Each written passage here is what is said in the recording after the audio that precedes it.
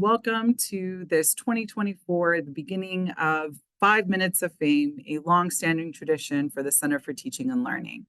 Now, what I understand makes this event so special is everyone just gets 5 minutes to show off, boast, share all the amazing things that have been happening at Estrella Mountain Community College and all the contributions that you have made for student success and to help us really be innovators in our community. Now, what I think is really exciting about this as we're getting ready to wrap up this spring 2024 semester is my hope is that today, not only do we get a chance to see the wonderful colleagues and the work that they're doing, but may this spur a partnership. May this spur a new idea. May this spur getting us to think a little bit differently about how we can continue to be in service to our students and our community when it comes to teaching and learning. I am your virtual host for today. Thank you to all our CTL team and Amy Hill, our Fractal chair, for being there in person and greeting you all in person. And with that, we'll go ahead and get started. Just so everyone knows, in case you're new to this event, if you go over 5 minutes, you will be gonged. And so that is why the gong is there next to Lorianne.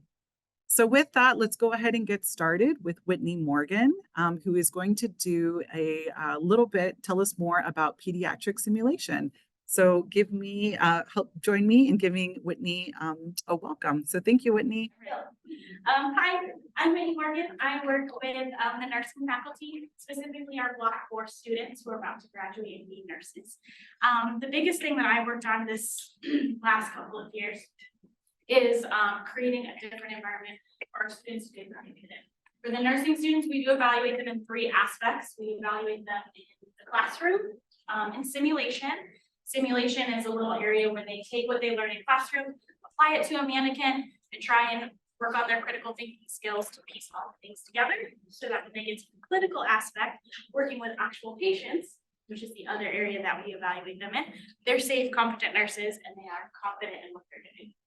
So the biggest thing I did was I noticed that there was a lot of learning gaps with our classroom, simulation, and clinical.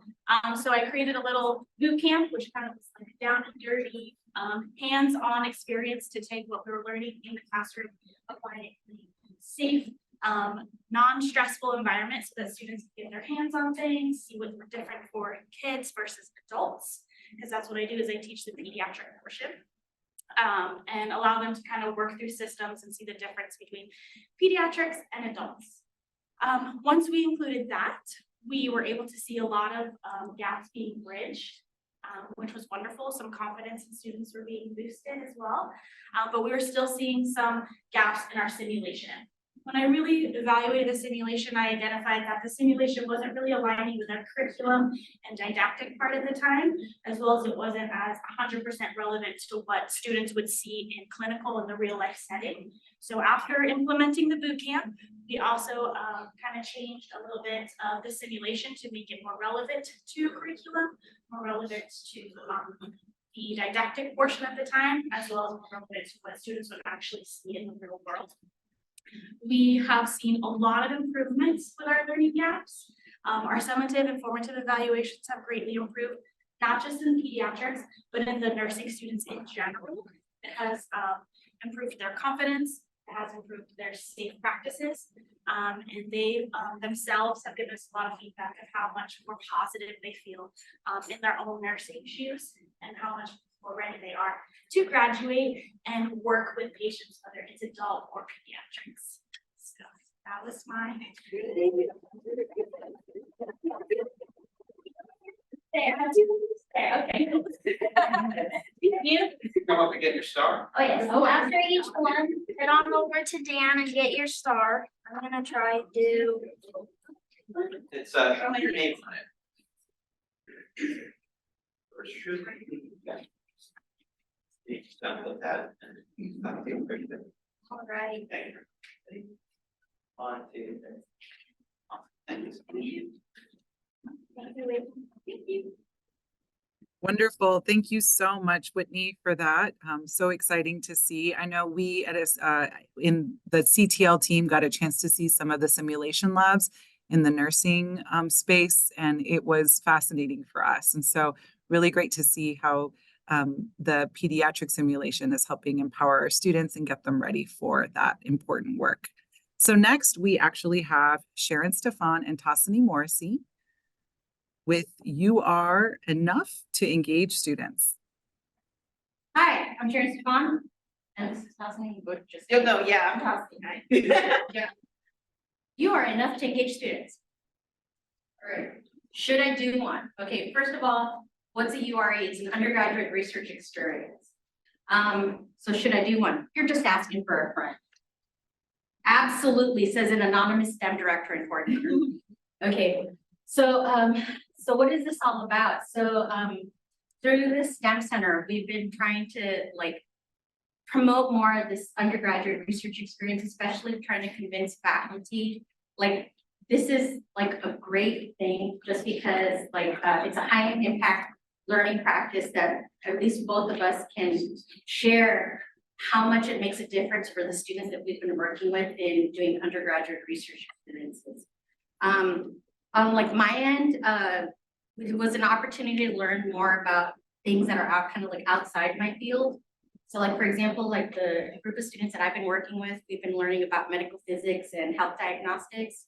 And then Tassini, I don't know if you mentioned. Yeah, and you'll probably hear about this a couple more times, but I work with students who are looking at wildflower germination and diversity basically in our little wildflower garden that we have going on, and the host of other instructors, faculty that were a part of the research experience for the students. Right, and so one of the things that's why I think it's a very high impact learning experience for the students and not only the faculty is that it's an opportunity to engage with students. That's not a teacher-student relationship, but you actually interact with each other as junior, they act as junior colleagues to you. So it's more of an environment where the students really do participate and are active. And one of the things that I've observed from my students that I've done research experiences is the students tend to feel more their ownership of the knowledge that they've acquired through the research experience. Because they feel this is different from a classroom, they're not being graded, and the amount of energy and time that they put in is because they really do sincerely want to learn more about what's being learned about during that day. The other thing, the reason why I enjoy it so much is because it actually puts you in a position to encourage students to do more things because right now what I feel is a lot of the times my students come in, they go into the classroom, I gotta, they do the hustle and the bustle, okay, I gotta get this grade and they're thinking about transferring and stuff like that. But I don't know if a lot of times they take a moment to pause and think you know what about graduate school? Or what about a resume? Do we need a resume now? I don't have enough stuff to put on my resume. So, or what about careers? They think, oh, I want to be an engineer, and then are totally unaware of what it means to be an engineer and what kind of possibilities come along with it. So in that sense, the reason why I think it's such a high impact learning experience is because you open up a lot of doors for them that they may not have thought of before that research experience. So the time commitment, because this is often one of the questions that faculty and students ask us about these research experiences. For the mentors, to make it successful, I think weekly meetings with them or checking in on them to see the progress is really helpful because they feel like they're being supported the entire time. One of the things that we've done as part of the URAs that have come out of the STEM Center is helping students write up technical reports. And this is the first time experience they've ever had to actually formalize their learning and to really learn about what it means to be either an academic or someone in industry. And also too, one of the things that we've tried to promote in both of our research experiences is to engage in scholarly activities. Okay, and so students, 2 to 3 hours a week outside the class. Yeah, me and make posters. That's my research group over there. And so fall 2023, these are all of the research experiences we've had coming out of the STEM Center. Biology, mathematics, we're well represented. Spring 2024, we grew our program. So now what was really cool about this year is that the students that participated were part of the honors conference and they presented. So here's one of the psychology students that did something. Psychology was well represented this semester. So we're trying to make this more of a STEAM experience versus a STEM experience. And then there's the biology group that did some stuff there. Oh my God, I'm gonna get bombed. Okay, and so in any case, please apply for a URE. We need to have more faculty.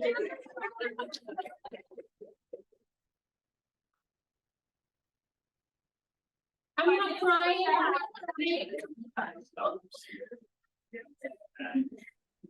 Sharon, it happens to the best of us. All is good. Yes, you got a couple of hand claps and shout outs from the virtual space. So amazing to see all the work that's being done. Really appreciate the contributions to STEAM on our campus. All right, so I think we've got our next presenters in the audience. Yes, awesome. We've got Stephen Shapiro and Daniel Pineda, amazing colleagues in our makerspace. Awesome. How's it going, everyone? So for those of you who have yet to come through or yet to be in the makerspace, my name's Stephen Shapiro. This is my lab tech. Daniel. He is Daniel Pineda. And so we're going to talk a little bit about two different topics today. I'm going to start off by talking about the students. Got to make sure I stay on the screen. I'm used to walking all around. I'm going to start off by talking about the students, our target audience, those people that we cater to. One thing that's been amazing this year, at least starting in the spring, is that we started actually collecting statistics. Before it was often just, seeing who would come through. Now we actually started counting.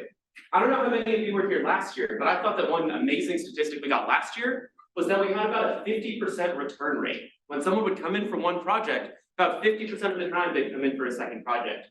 Well, I'm proud to say that number has gone up. We're actually at 65% now. And that was just for the fall semester, or sorry, just for the spring semester. I don't even know about the fall. We had over 700 check-ins, 700 people come through the door. We had over 360 projects completed, about 150 in the woodshop side and about 250 on the lab side. And I think that's been pretty cool. We've been learning more and more about what we can do. But I also want to go a little bit further. Our reach has extended, has gone further. Our reach, in fact, has now affected more and more staff, more and more faculty, more and more of you around here. In fact, one thing I actually find interesting is there's a lot of unfamiliar faces that I'm seeing in here. Some of you may have seen me, but some of you haven't before. And so I have a challenge for those of you guys that didn't recognize us walking up. Come into the makerspace, come and visit. There are all sorts of different projects that can be done. In fact, this central table has been in quite a bit. I mean, nursing reached out and we ended up printing them a 10-foot banner that was signed. Sorry about that. It was signed. I don't even know where to start with what the STEM Center has gone in the makerspace. Do you guys have a couple of things that you can bring up? What do you think? The big sign that we put all of our pictures on, a big periodic table Yeah. with removable pieces. A couple things. Wildflower STEM Initiative. We've had a couple things come through there. We made some signs, some different things that go on the ground. As the other groups are doing their posters and their presentations, not trying to steal too much of your guys' thunder, but take a look, like in that last in the research symposium. About half those posters I recognize. A lot of those things that were made, we recognize because they came through the space. What we end up seeing is that when people come in for one class, they're often hooked, or in for one project, they're hooked. Take a look into our First Fridays if you have yet to make it to one. They're taught by Dwayne Davian. They teach you how to use our different tools, what to do. It's the same thing that you could see if you were to come in person, only it's going to give you a good chance to sit and talk with us. Our last one for this semester is this week on Friday, and it's actually on wide format printing, like the posters, and it's on resin board. It's actually going to be taught by Dwayne's wife, Joanne. So we're all really excited to see that one. Hoping to grow it. Now, as I mentioned, staff is one of the big things we've been trying to target, staff and faculty. And I think someone important to talk right now is Daniel. He's our newest staff. He's gotten a lot of different projects that have come through that I think you probably didn't expect coming in. So I want you to talk a little bit about. So I started here at the Makerspace in November. So I would say from November to the end of the semester in like December, I spent most of my time learning like everything, like all the machines, how to do it. A lot of that was kind of like I would say on the job, because students would come in. I would have somewhat of an idea, but they would, ask a question. I'm like, yeah, they didn't know how to do that. So, you ask questions, you get to do it. And that's like kind of what is so great about the makerspace is even now, students come in every day and they say, hey, can I do this? I'm like, you know what, and that's kind of my job and everybody's job in the makerspace as well, is to sit down with everybody that comes in and kind of plan with them, say, okay, what can we do? What can we do like for projects? Will this be like kind of plausible? Or maybe it's not, then we can ask, okay, what might work better? What might do that? And so my entire job, especially with staff, and that's why I love the workshops that we do every Friday, the first Friday, so I highly encourage you guys to come in, is that not only do you guys get to learn the skills, you guys also get to kind of learn, say, a lot of faculty come in too, and they might use it for their classes, say, this is kind of cool, we've had marketing, a lot of engineering, sciences, and they, like right now, before I left, I was helping an honor student, and he was doing a neuron, he wanted to 3D print it, and so that way, you know, when someone looks at it, they can actually physically pick it up and look at the different parts of it. And so that's just kind of like the hugest part of like working with it, is that we can do so many more projects, and it just helps like the students, like hands-on learning, like. Project-based hands-on learning. I'm gonna cut in before we get going, I'm sorry. But I just want to end off with one final closing. I do encourage all of you to come through. And when you leave, you'll even get your own little wrench. For those of you who haven't been through and are wondering what that is, come by and check out. Thank you all.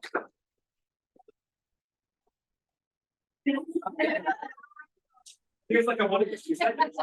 Next year, we'll get going. Wonderful. Early. There.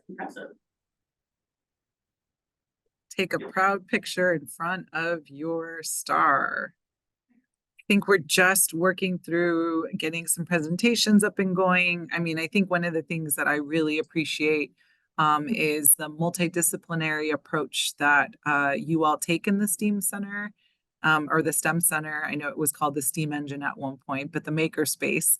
And so I just want to think that, you know, the idea of doing projects that sometimes are just, you know, figuring out how we can even get some of the things, the tools and things that we want to do within our offices. I know we've talked a little bit about potentially doing some frames with the Makerspace.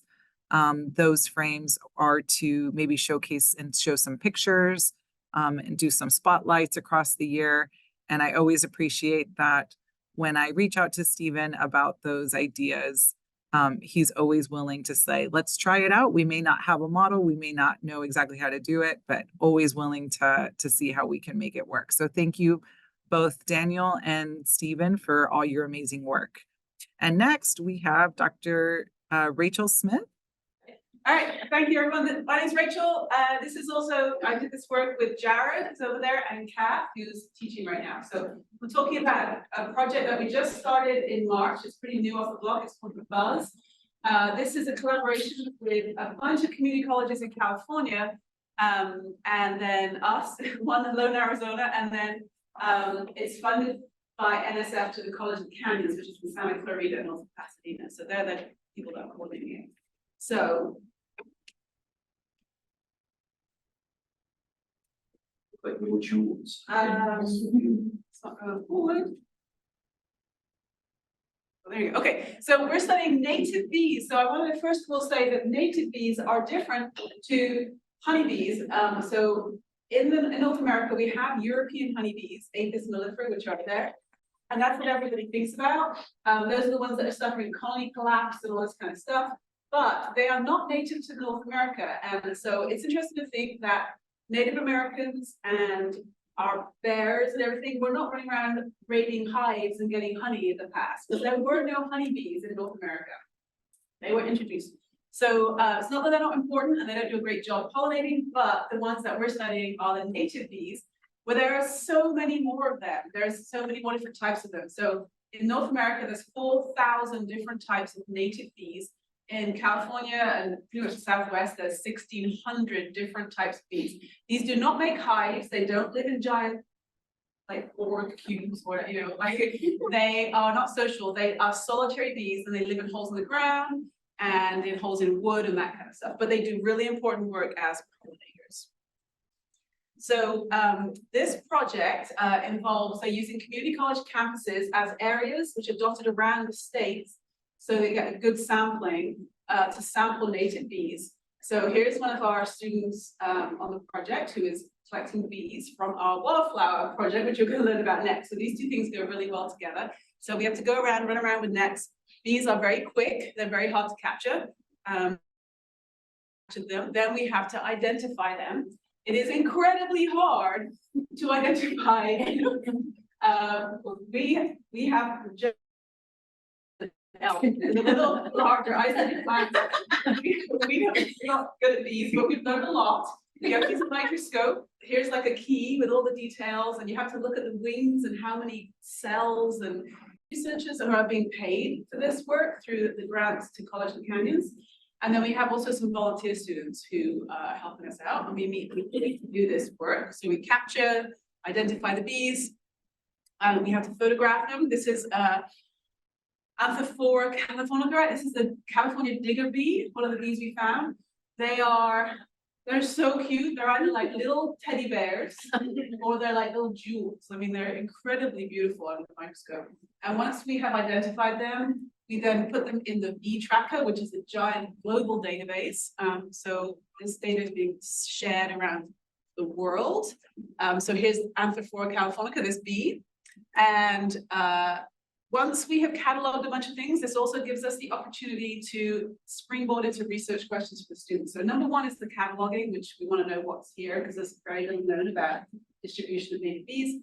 But that brings us to research questions that the students come up with. They want to look at different things like diversity comparison between our campus and the wetlands done by PIR, and potential flower preference. So here are Jared and Kath and I at our workshop in Santa Clarita, where we learned all this stuff that we brought back to the EMTC, and we're having a good time. So if you want to come see bees, come to Montezuma 102 on Tuesday afternoons.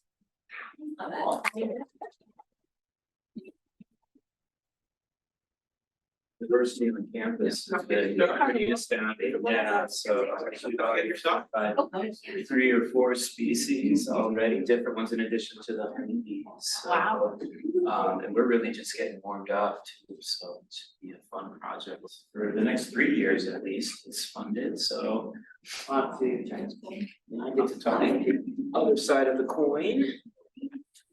Wonderful. So yes, so exciting. I will share that I learned a couple of facts that I will share with my children tonight. I know bees are a common conversation that we have. I have a 6-year-old and almost 4-year-old. And many times we talk about bees and the importance that they have to our ecosystem. But yes, I had also no idea about native bees. So thank you for enlightening us with a little bit of that information, and more importantly, how it's impacting student learning and teaching at our college. So next we have Dr. Jared Rathel. Thank you for being here.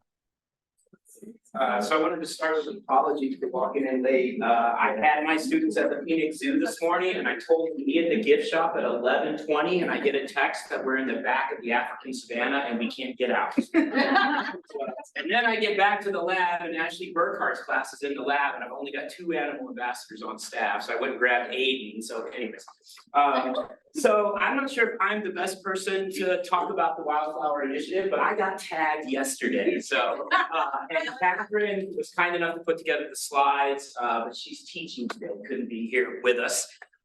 Anyways, I really facilitated, I guess, this project. I kind of put the important people together. So Tossini emailed me in the fall. She was looking for research opportunities for her students on campus. We got invited to this bee workshop in California, thinking about how we could plant better species that attract pollinators. And then Catherine gets back from her sabbatical, and she's got all this Sonoran wildflower seed, right? She's like, I want to plant it, I don't know what to do with it. So we just kind of put it all together, and the Pollinator Wildflower Research Initiative even has its own acronym, the PWR, emerged from that. So in the life sciences, we really try to emphasize problem solving and critical thinking through experimental design, as I know the STEMCO emphasizes. But we like to solve problems. And so the problem was how best to grow this native mix of Sonoran wildflowers. And so it's a 40 by 40 square foot plot out by our vegetable garden. We have 16 25-foot plots. They're 5 by 5. And then we have 4 different substrate types. So we have compost, an organic compost from Pioneer Landscaping. We have play sand. We did a compost base with a pea gravel topping. And then we did a native soil that we brought over from across the way. We have 4 replicates of each, and we controlled for the amount of water. That's what those little white bins are. So we wanted 1 inch of water. So we had to set our sprinklers to get 1 inch of water per week to control for as much as we could. I'll come back.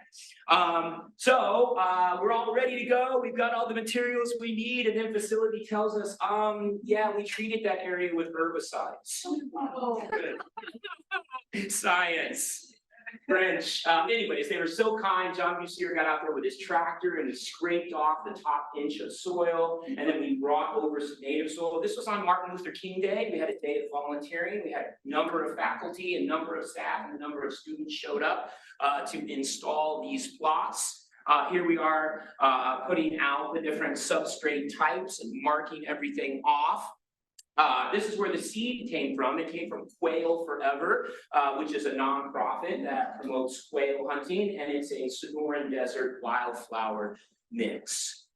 So plots went in on MLK Day, and then really Tossany took the ball and ran with it from there. Tossany and Catherine. So they both mentored groups of students out there to look at the response of the flowers. This is one of the posters that was presented. It supported 2 UREs this spring. This project did, and hopefully it will support more in the future. We definitely need to have our soil looked at. So things don't always work out according to plan, and this is how science goes, right? It's messy, and it never works out according to plan. It very rarely does.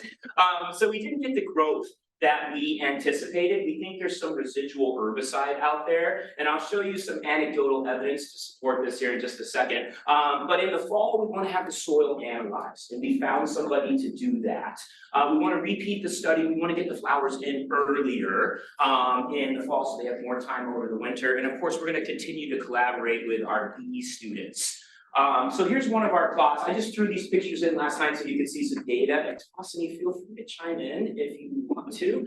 But this is one of our prettier plots. So this is play sand right here. So I feel like the sand had good drainage, and it mimicked the Sonoran Desert sand. But you can see if you take a closer look at these wildflowers, we're getting native species that we want. Like this one, oh, come back here.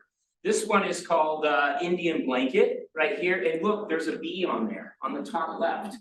I took that picture in the field. I didn't even see the bee. And then I threw it in, I blew it up.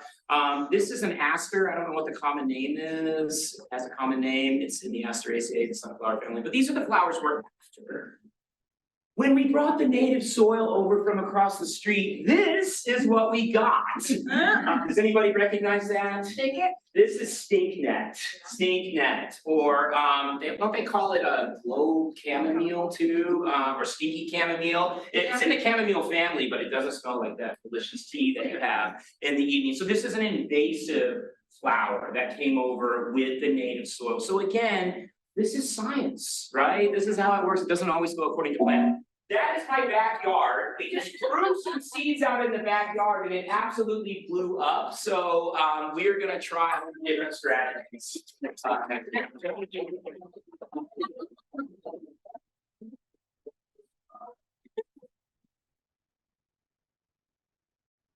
Wonderful. Thank you so much. Amazing. Those pictures are beautiful. And also, I love the idea that you talk about how science is messy, right? It's a reflection of life as well. And sometimes through chaos comes innovation. And so next we have a member from our student affairs team, our director, Katrina Kranich. I will let her take it from here. Hello, everyone. My name is Katrina Kranich. I'm the director of Outreach at Early College. And I want to talk to you about our embedded advisor program here at Estrella. Our embedded advisors are my road warriors, and I'll explain to you a little bit more about what that is and the amazing work that they're doing in the community. So first of all, what are embedded advisors? These are actually employees that are EMTC employees, and they are assigned to our feeder high schools. So if you didn't know, we have over 20 feeder high schools in our area. We're unique in the sense that we have so many. A lot of our other sister colleges, they have a good handful, but we probably have the most that actually feed directly into Estrella, which means that we have a really, really big opportunity to impact our community. They travel to a different high school every single day, so they do not have an assigned desk. Sometimes they sit in the library, sometimes they sit in a classroom, sometimes they're in a closet. They will see students anywhere that they're able to. Well, we fully implemented this program in 2022 is really when it really got fully implemented. It took a couple years to get things going. We had to establish IGAs with all of the districts, meet with all the counselors, the administrators, and then, you know, kind of embed them. Counselors are like, who are you? Why are you here? And so we had to make sure that we all got on the same page, and then they were really able to start making an impact on their work. And they're a really huge liaison between the high school administrators and our department. And so anytime we're like, what's going on with Aguasbuena High School, or what's going on with Millennium, I can reach out to the embedded advisors and they can give me updates or contacts at the school that I need to connect. And that's why I call them our EMCC road. They provide one-stop shop services. So they assist with everything for Lake College. So dual enrollment, ACE and Hoop of Learning recruitment, concurrent enrollment. Concurrent enrollment is when the students come to Estrella and take classes here, whereas dual enrollment is where they get college credit for the high school class that they're in. They also assist with senior transition. So they're out there helping students apply for admissions, complete any missing to-do list items, register for their first semester schedule. So they are experts on first semester schedules. Of course, we transition them to advisement after that. They'll do FAFSA workshops, family workshops. They do everything and anything that the high schools ask them to do. And then summer recruitment. So when they're not in the high schools, because you know high schools end middle to end of May, they're back on campus and they're making phone calls to students, reaching out to those over the year that they've met with. We're reaching out to dual enrollment seniors that graduated because we want them to come back to Estrella. So they're doing a lot of work here on campus in the summer. So I know all of most of our faculty are not here in the summer, but that's when the embedded is. I wanted to quickly show you who they are. These are EMCC rock stars. And we actually have one here in the audience. This is Cesar. He supports West Point, Sierra Linda, and La Jolla High School. We have Carrie Hurley. These are all the schools that she supports. So Buckeye, all the Buckeye schools, Shadow Ridge and Willow Canyon. We don't offer dual enrollment with Dysart. And so when we're not in dual enrollment season, that's when we're in Dysart. When we are in dual enrollment season, we don't go to Dysart just because of the timing. Kay Cunningham, she supports Agua Fria, Canyon View, Desert Edge, and Verado. We have Rachel Burton, she's Millennium, Verado, Desert Edge, and Canyon View, Valley Vista. And then we have Yvette, and she's the rest of the Tolleson schools. And I'm starting to leave some time. So I wanted to share, what does the data say? So their work in the high school is instrumental in growing our high school enrollment. We have had a 5% increase in our senior college days, which are the events that we bring on campus, or the seniors we bring on campus. In dual enrollment, approximately 22% of the total enrollment for Estrella came from our department, came from dual enrollment. Yes, high school enrollment growth. So fall 2021, we just started to put them in. 2022, we grew 25% in 1 year. Now we're stabilizing 5% per fall. And as of today, we've already almost enrolled 500 people. So we're working pretty close. Future consideration. So our high school senior population is decreasing. And so we need to keep that in mind as we go forward. We are losing one embedded advisor in July, just because of funding. We had a grant that we received. That grant is ending. And so we're going to be losing one embedded advisor. So what that's going to mean is we're going to have to completely restructure the support of our high schools. So that means that the embedded advisor is probably going to get another high school that they're going to have to support. And this just means that we're just going to have to be more efficient in our processes and not impact student experience. And so we're good at that. We're good at adjusting and flexing based on.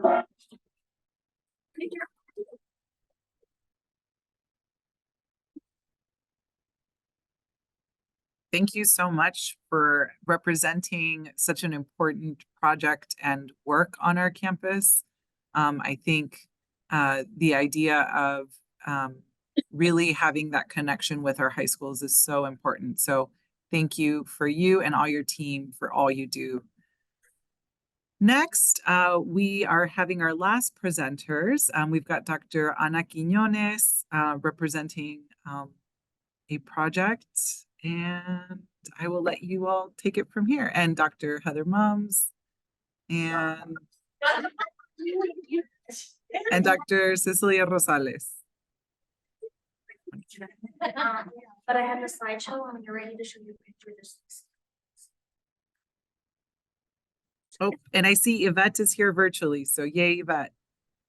Yes, to get to the picture. Oh, Rodriguez, but this is Yvette Ruiz, but hello Yvette, and Yvette Ruiz is not our administrative assistant. Yes. So. Oh, okay. And ready? Oh, Go. Sure. all right, they're letting me go first. We're gonna get gonged. The reason that that kind of the impetus for this entire project that we have been working on as a division, and I'm really gonna give Cecilia a lot of credit here because she's worked really, really hard on this and brought it to us. But we have a long time talked about a little bit of frustration when we keep hearing about like persistence. We're trying to get these students to re-enroll. But we don't see a lot of, I know students get emails that we don't see, right? About priority registration and those sorts of things. But we really wanted there to be a way to communicate this more. And in the past years, we had just taken it upon ourselves in our division to create information to go out to our students in Canvas that we could share to all of our adjuncts to then push out to their students. Pre-done stuff, but it was a little clunky and a little messy. And so we really wanted to, we talked to Ray, we're like, we really want to like way to communicate these things better. And we get tons of emails, like we all know that, right? Like this event's happening, but then to pass that on to our students, we know we have to then turn it into something else to push it out into Canvas because they're checking that more than they're checking emails. So that's where this all started. So because of that, we came up with So we reached out to the CTL and we worked with our fabulous intern, Jake Cunningham, who is not here today, but we shared with him what we wanted to do and we came up with this Rory Graham concept and that to evidence our culture of caring, just to reach out to the students. This is what the template looks like. And the main idea was to get those basic needs buttons down there. And it's really humbling what happens when you go in the back and see what they're clicking on. So this is just the template. It can be customizable and we shared several versions of it. We included some inspirational messages, some inspirational videos, and then just sharing information from whenever we had recruiters on campus, when ASU was here, graduation, things like that. Just letting them know that we care and for things that are outside of their control, just basic needs and did we already talk about this one? Okay. Oh, There's only 1 minute. oh, okay. All right. Oh, we have 2.5 minutes? Yeah. Oh, here's our image. Okay. We were a little late adding things, so just bear with us. Oh, did I mess up? Okay, sorry. Oh, it's there. Okay. All right. Oh my gosh, no, I can't. I am clearly, this is not my wheelhouse. Okay, sorry. Well, something that's important that Heather forgot to mention was that when we were taking the advanced Canvas course, she realized through looking at the analytics that our students or first students in her course were clicking on the basic needs page. So we shared this with Cecilia and we thought of how are other ways that we can present that basic needs page to students. So that was included and I just created this to share how I organize. So when she would push out that Rory Graham through the shared function on Canvas, I just created a module and I would just put them there and then I would use that home page function to rotate, right, to then have it on the home page. And I just collected a couple of comments from students in terms of what did they think about this information. So it's just kind of, again, we have all of these tabs on our website, right? It's just another way to bring this to their attention. A student online, that being online can be stressful with communication or missing emails at times. This helped me not miss college deadlines. It was very helpful for me to be aware of all the information that ENCC has to offer. It was easy to locate resources you needed. And then although we have the links to tutoring, one of them said this helped me notice that we had virtual tutoring. So again, just another way to share the wonderful resources we have. And we've also brought this to the administrator's attention that basic needs is something that students are clicking, to find resources. It was the highest click rate for my classes, other than the homepage and grades that they just randomly land on, right? So. For mine too, and just so appreciate the work that Anna and Heather have been doing, because this term through Ask Me Anything sessions that we held with select administrators, really Heather and Anna also had the opportunity to share the things that they're doing and how much help we need to help push that message out to our students. Wonderful. So thank you all so much. It looks like our last presenters are getting their star for their 5 minutes of fame. Again, this has been so amazing. Thank you for that important work. I think it's really important to know that in higher education and or any education, if our students don't have the basic necessities of food, don't have the basic necessities of safety, they're not going to be able to learn, right? So thank you for making those connections, and more importantly, helping to have our students be aware of the resources that we have available to them. So with that, that concludes this year's 5 minutes of fame. Thank you to all our presenters for your willingness to share, boast, brag about all the amazing things that you are doing to really serve our students and our community. And may all of you who are in the virtual space, thank you for joining us virtually. And may conversations continue beyond today so that we can continue to think about how we can serve and also collaborate for the betterment of our community.